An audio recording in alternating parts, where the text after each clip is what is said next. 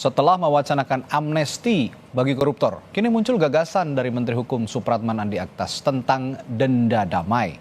Apakah denda damai bisa diterapkan untuk kasus tindak pidana korupsi? Apa implikasinya jika ini diterapkan? Kita bahas bersama anggota Komisi 3 DPR RI dari fraksi Partai Kebangkitan Bangsa Hasbiallah Ilyas dan pegiat anti korupsi dari Pukat UGM Zainur Rahman. Selamat malam Bapak-Bapak.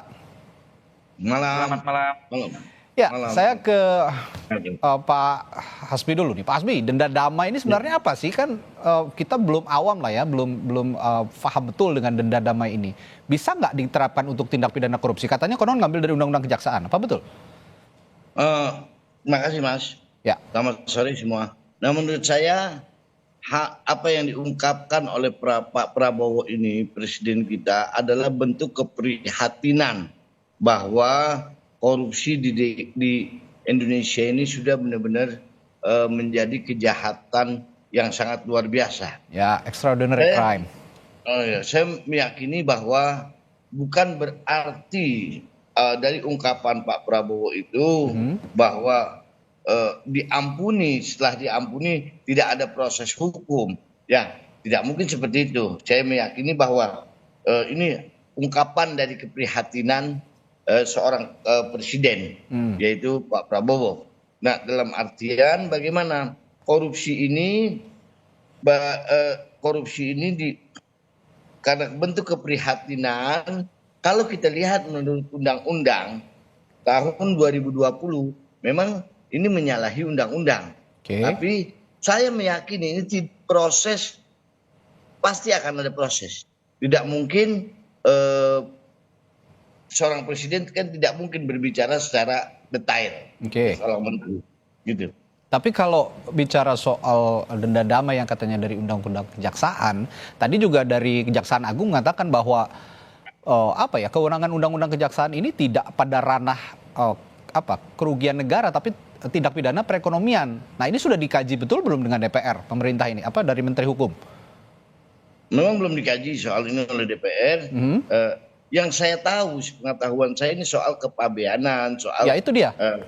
Ya, bukan soal korupsi. Betul. Korupsi dengan jelas yaitu di pasal Undang-Undang Nomor 20 Tahun 2021 tindak pidana korupsi tegas disebutkan bahwa pengembalian kerugian negara tidak menghapus pidana. Ya. Itu nanti. Nah, itu dia. Itu yang nanti akan kita lihat di DPR. Ini bagaimana solusinya. Apa yang disampaikan oleh Pak Prabowo, kan seperti itu. Oke, ini berarti masih di dalam pembahasan ya, belum putus begitu ya? Masih dalam pembahasan. Kalau menurut saya, pas pembahasan ini keprihatinan dari kolbu yang paling dalam dari Pak Prabowo, bagaimana uang negara ini kembali. Makanya dari awal saya selalu mengatakan di rapat komisi, setiap rapat komisi dengan KPK, dengan Kapolri, lalu saya pencegahan ini harus diutamakan. Pencegahan harus diutamakan, harus menjadi primadona untuk penanganan korupsi. Meskipun kalau misinya untuk recovery aset kan misalnya bisa mengoptimalkan undang-undang perampasan aset yang saat ini juga masih mandek kayaknya nih DPR ya, Pak Hasbi. Belum, karena kita kebetulan lagi reses, nanti kita lihat setelah baik. bulan Januari. Saya ke Mas Roman. Mas Roman, gimana nih? Undang-undang Kejaksaan katanya dipakai untuk denda damai ini yang kemarin sebelumnya diminta untuk ada amnesti, abolisi dan grasi untuk para koruptor. Sekarang muncul lagi denda damai yang ngambilnya dari Undang-Undang Kejaksaan. Sudah pas apa belum?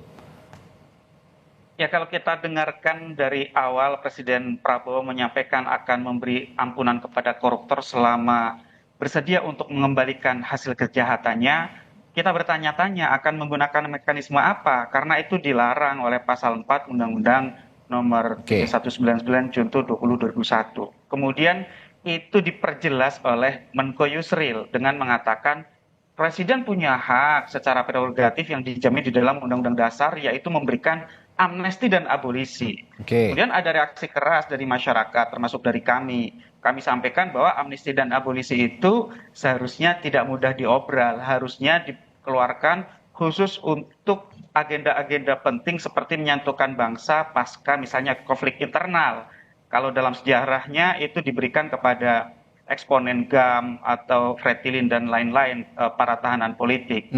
Nah, kemudian muncul lagi dari Menkum, Menteri Hukum Supratman Andi Aktas. Kita bukan pakai amnesti abolisi, tapi pakai denda damai, pakai Undang-Undang Nomor 11 Tahun 2021 tentang kejaksaan. Di sana ada penghentian perkara di luar pengadilan selama yang menjadi pelaku tindak pidana tersebut bersedia membayar denda sesuai dengan persetujuan dengan Jaksa Agung. Oke. Nah, tetapi kan kita lihat di dalam undang-undang ini ketentuan denda damai itu hanya bisa diberlakukan khusus untuk jenis-jenis tindak pidana ekonomi yang dilimitasi, Ya. antara lain tindak pidana perpajakan, kepabeanan, atau tindak pidana ekonomi lainnya yang ini tidak termasuk tindak pidana korupsi.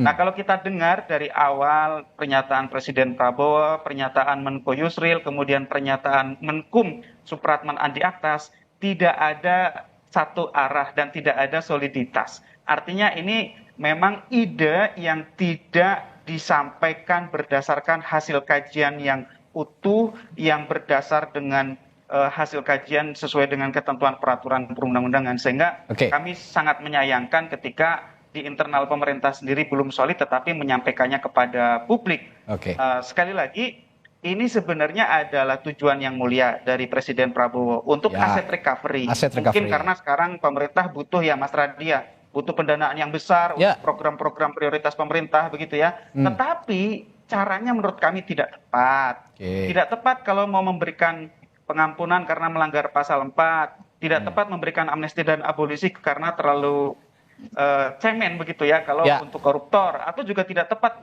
menggunakan denda damai Atau karena tidak Mas Rohman sesuai dengan begini, undang-undang atau jangan-jangan ini munculnya wacana denda damai ini sekaligus untuk membenarkan atau pembenaran adanya ide abolisi, amnesti dan gerasi untuk koruptor tadi. Apa Anda punya analisa lain atau Anda mengamini pernyataan saya ini? ini nanti lama-kelamaan kesesatannya semakin jauh nih gitu ya. Jadi kami berikan saran gitu ya, lebih baik pemerintah duduk bersama dulu. Ya. Lakukan pengkajian secara solid, ingin menggunakan jalur apa, kemudian ditetapkan. Kalau memang butuh mengubah undang-undang, silakan ubah undang-undangnya. Saran kami, cara yang bisa ditempuh adalah kriminalisasi illicit enrichment, pengayaan secara tidak wajar. Melalui apa? Perubahan Undang-Undang Nomor 3199 Junto 20 2001, yaitu para penyelenggara negara atau pihak lain yang punya kekayaan tidak dapat dijelaskan asal usulnya maka dirampas untuk negara. Itu adalah jalan yang dijamin di dalam United Nations Convention Against Corruption. Itu adalah jalan yang halal, yang itu pasti akan didukung oleh rakyat lebih permanen ke depan, sehingga mencegah misalnya kasus-kasus seperti misalnya rekening gendut, atau ada penyelenggara negara yang gaya hidupnya glamor jauh melebihi penghasilan sahnya, daripada menggunakan jalan-jalan yang bisa juga dibaca keliru seakan-akan ini lembek terhadap koruptor, seperti misalnya melalui amnesti abolisi, apalagi denda damai ini, Mas Radi. Ya baik, saya ke Pak Hasbi lagi. Pak Hasbi, Anda ini kan wakil rakyat begitu ya, yang duduk di Senayan, representasi publik juga. Nah, sejauh ini desakan publik itu lebih menginginkan bahwa daripada memunculkan isu denda damai, abolisi, amnesti, gerasi untuk para koruptor ini, ya lebih baik optimalkan sajalah undang-undang perampasan aset. Kenapa sih susah banget diselesaikan gitu kira-kira? Jawaban Anda bagaimana soal ini? Begini Mas, ini bukan soal susah atau tidak susahnya. Dewan itu yang dibahas undang-undang bukan hanya soal perampasan aset. Kita banyak undang-undang yang mesti kita bahas, bahkan ratusan undang-undang yang kita bahas. Nah, kita ini baru masuk 1 bulan, baru dari bulan Oktober, sekarang baru 2 bulan.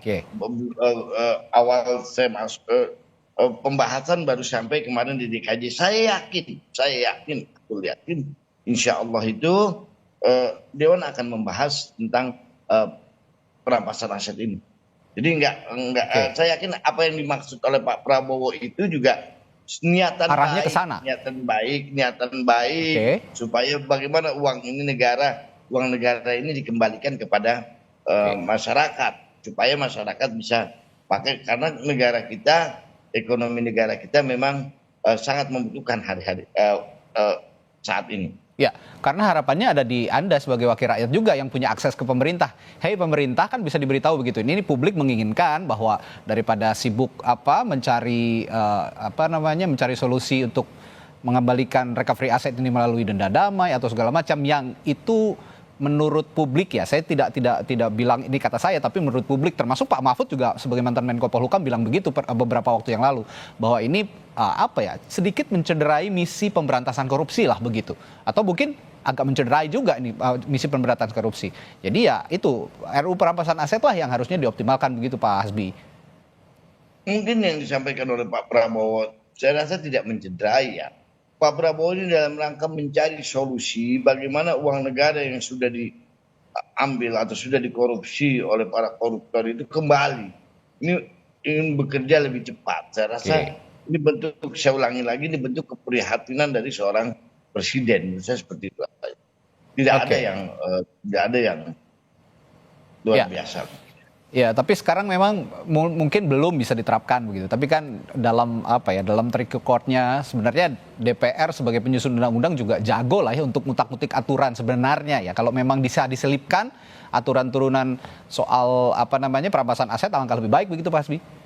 Ya, kita lihat nanti kalau soal perampasan aset kan bukan hanya fraksi PKB, ini harus ada kesepakatan semua fraksi yang ada di DPR. Oke.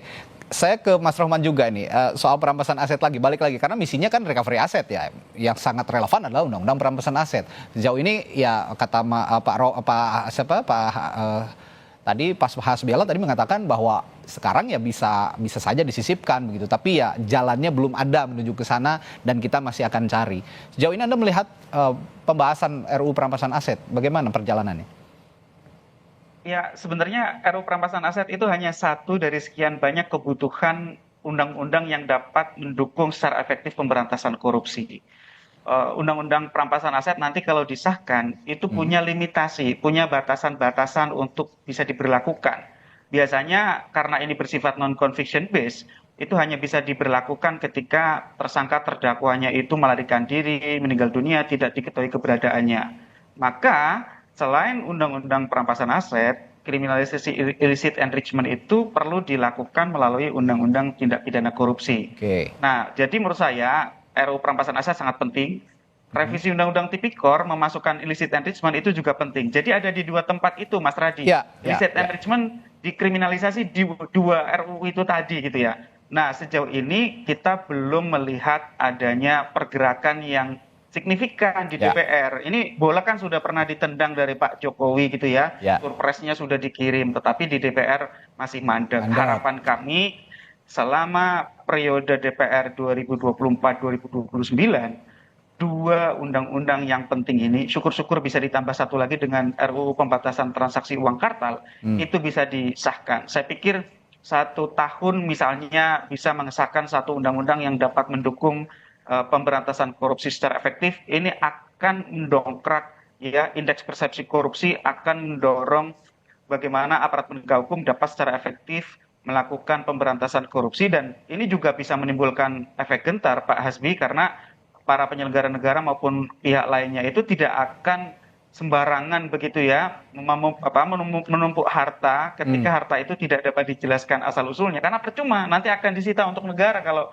harta itu tidak dapat dijelaskan berasal dari perolehan yang sah. Jadi menurut saya pencegahan itu salah satunya juga bisa melalui sahkannya undang-undang perampasan aset maupun undang-undang tindak pidana korupsi yang mengkriminalisasi pengayaan secara tidak wajar itu. Mas Radi. Ya, begitu memang saat ini yang dibutuhkan ya alih-alih untuk mendapatkan recovery aset, undang-undang perampasan aset lah yang paling relevan. Ditambah tadi dari Mas Rohman tambahannya adalah pemiskinan pelaku tindak pidana korupsi ya. Saat ini yang perlu juga dikedepankan untuk pembahasan revisi undang-undang tindak pidana korupsi.